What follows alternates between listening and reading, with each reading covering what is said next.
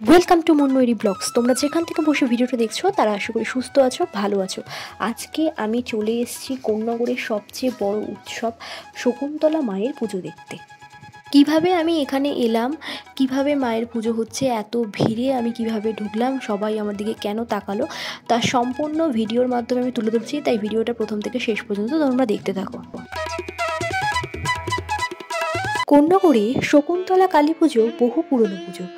আজ থেকে প্রায় 134 বছর আগে কালীতলা এলাকায় শুরু হয় এই পুজো। হুগলি জেলার প্রাচীন পুজোগুলির মধ্যে অন্যতম হল কোন্নগরের শকুন্তলা মায়ের পুজো। এখানে এসে এত সুন্দর লাইট দিয়ে সাজানো হয়েছে, আমি ধীরে ধীরে সামনের দিকে এগিয়ে যাচ্ছি বন্ধুরা। প্রচুর মানুষের ভিড়। শকুন্তলা মায়ের পুজো হয় রাতারাতি। সন্ধেবেলা ঠাকুর এনে সূর্য ওঠার আগেই বিসর্জন। এখানে হাজার হাজার ভক্ত মাকে দেখার জন্য আসেন। এছাড়াও এখানে হাজার হাজার পাঠাবলিও দেয়া হয়ে থাকে। এই পুজোর ইতিহাস সম্পর্কে একটু আমরা জেনে নিই। 1836 সালে যখন ইংরেজ সরকার রেল লাইন বসানোর কাজ শুরু করেন, তখন গোটা অঞ্চল ছিল জঙ্গলে ঢাকা। আর এই জঙ্গলেই ছিল ডাকাত আর ডোগিদের ডেরা। জঙ্গলের পথে পথিক দেখলেই ডাকাতরা তার উপর আক্রমণ করত। এরাই হলেন নাকি শকুন্তলা কালী পুজোর প্রথম উদ্যোক্তা। বৈশাখ মাসে কৃষ্ণা তৃতীয়া বা তার ঠিক পরেই শনিবার রাতে ডাকাতরা কালীকে পুজো দিয়ে সারা বছর ডাকাতির সূচনা করত। এখানে অসত্য গাছের নিচে ছিল মায়ের স্থান। সেখানে ছিল রক্তমাখা হাঁড়ি কাড়ি, মাংস ও ছাগ মাংসের লোভী গাছের ডালে বসে থাকতো একদল শকুন। এর জন্য এই স্থানের নাম শকুন্তলা কালী মায়ের স্থান। আগে এই স্থানে 1 মাস ব্যাপী মেলা হতো, এখন 4-5 দিন হয়। চলুন আমরা জেনে নিই এখানে আমরা কিভাবে আসবো। আমি এখন শ্রীরামপুর স্টেশনে বসে আছি। ট্রেন পেয়ে গেলাম, শেওড়াফুলি লোকাল ধরে আমি চলে এলাম কোন্নগর। ট্রেন থেকে নেবেই আমি হাঁটতে শুরু করছি। এখানে স্টেশন থেকে 10-15 মিনিটের হাঁটা পথ, বেশি দূর নয়। আপনারা সোদপুর বা ব্যারাকপুর থেকে যারা আসবেন তারা ফেরি ধরে বারোমন্দির ঘাটে নেবে। টোটো 10-15 মিনিটের হাঁটলেই মায়ের মন্দিরে আপনারা পৌঁছে যাবেন। পুজোর দিন হাজার হাজার মানুষের ভিড় হয় এই মন্দিরে, যা কলকাতার বড় বড় পুজোকেও টেক্কা দেবে। আমি আগের বছরও এই মন্দিরে এসেছিলাম, তার ভিডিও চ্যানেলে আছে, যারা দেখোনি তারা গিয়ে দেখে আসতে পারো।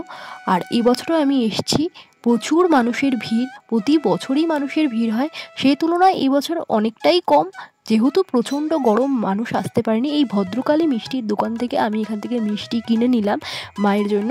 কিনে আমি পৌঁছে গেলাম আবার এই ভিড়ের মধ্যে মন্দিরে। দেখতেই পাচ্ছ প্রচুর মানুষের ভিড়, লাইন দিয়ে আছে ছাগ বলি দেওয়ার জন্য, হাতে সবাই নিয়ে সেই লাইনে দাঁড়িয়ে পড়লাম।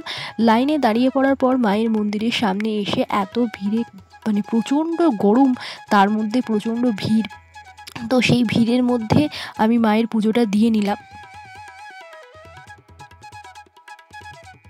কোন্নগরের শকুন্তলা কালী মা খুব জাগ্রত।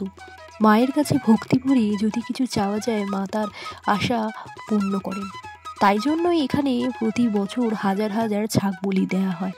এখানে পুজোর ডালা নিয়ে প্রচুর মানুষ ভিড় করে দাঁড়িয়ে আছে মাকে পুজো দেবে বলে। তো আমিও সেই ভিড়ের একাকার হয়ে গেলাম। এই দেখো মাকে আমি দেখতেই পাচ্ছি দূর থেকে। যেহেতু ছবি তোলা নিষিদ্ধ, যতটা পারছি তোমাদের সামনে দেখানোর চেষ্টা করছি। মায়ের পুজো দেওয়া হয়ে যাওয়ার পর আমি বেরিয়ে এখান থেকে লস্যি খেয়ে নিলাম। এই পুজোকে কেন্দ্র করে মন্দিরের 2 পাশে বড় মেলা বসে। আগে এই মেলা 1 মাস ব্যাপী হতো, এখন এই মেলা 4-5 দিন হয়।